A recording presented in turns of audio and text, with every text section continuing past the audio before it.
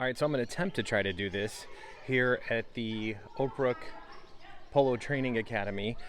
We'll see how that goes. I'm Tom Barnish, Chicago scene out in Bolingbrook at the Academy. I'm going to talk to Jenna and Turner. They're going to give me lessons on how to do this and not fall off the horse. Everything from learning how to get on this horse here, which I think is called Thunderbolt, to shooting a mallet correctly so you can score.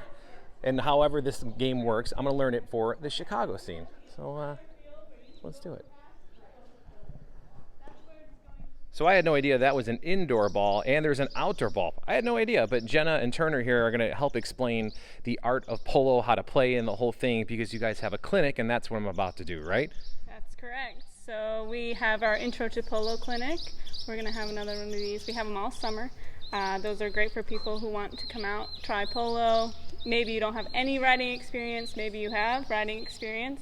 It's for anybody. Polo is a great sport. We're accepting everybody. So you guys take people like me who have been on a horse maybe 3 times in his life and he's 41 years old, and you can get them to at least go through the motions of playing correctly, and whether the form or not is another story, but you at least get them to get up on a horse and the whole thing, right?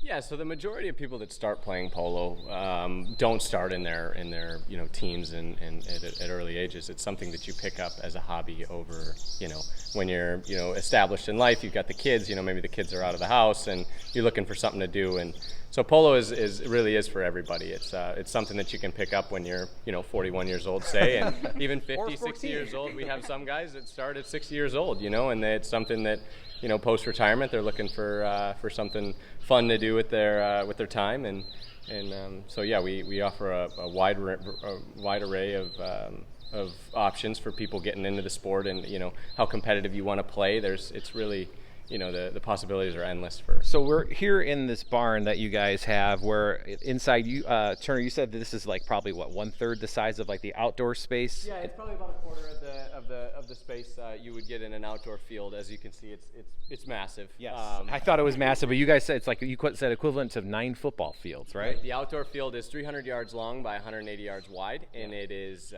it's 9 football fields in one. So that's why we rely on our equine athletes to take us the distance of the field. Sure. And Jenna, you started me off with just giving me the basics of is it the club or the hammer? The hammer, right? Mallet. Oh, I got close. Darn it. Close.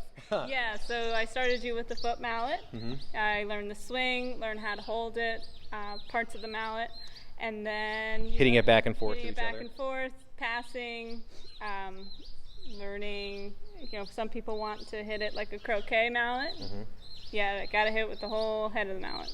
Yeah, so for us who don't know what you're talking about, it means like the side of it versus not the front. So it's kind of, I would equate it to when you're young, you kick a soccer ball with your toe and you're not supposed to. You're supposed to kick with the inside of your foot. Same type of deal, right? Yes, correct. So you do that, and then you get on Thunderbolt. Tell me about Thunderbolt here.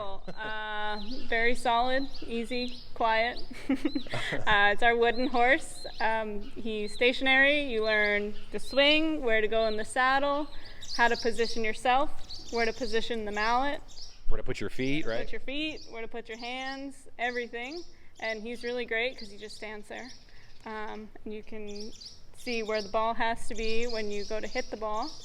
And we get you out there, you get you swinging. You got to find that swing. And I think that one of the most important things to talk about in terms of hitting the ball is where to hit the ball in the process of where you're on the horse. You said by your foot, right? Yeah, you want to hit when you're doing the forward. Or line it up with your foot. Yeah, you want to hit it when it's just right about in front of your foot. So that's where the mallet is going to meet the ground perfectly. Mm-hmm. All the mallets have an angle to them. So as you swing down, it comes parallel to the ground, and that's the best spot where you can hit the ball. So once you've mastered the old Thunderbolt, then you get up on Polly, yes. Right? Polly, yes, one of my favorite school horses. Very quiet, small, short to the ground, but this one moves. Yes, she does move, but it was okay. It was safe and easy for me, and I had no idea what I was doing.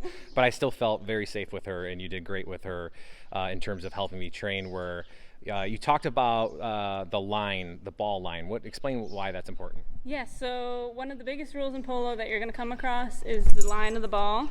That's not what you think it is.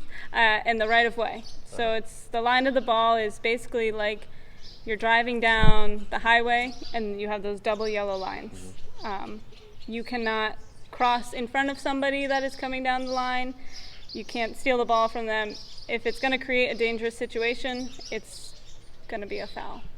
And that's a very important rule to know as when you're starting out. So when we do start playing slow chuckers, you guys are safe. You understand where you're supposed to be, how to get there, what to do when you're there.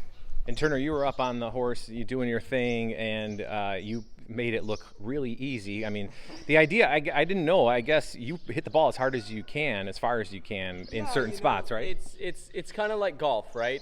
If you swing at it like a crazy man, it's not going to go anywhere. So there is you find that sweet spot you let the club do the work, the mallet do the work, just like you would in golf, you're letting the club do the work. But yeah, I've been playing polo since I was 5-6 years old. So it's something that I'm 25 now, so that's 19 years in the making. But it's something that you can get good at rather quickly. You can kind of be proficient in it in a matter of 6 to 12 months. If you put the time in.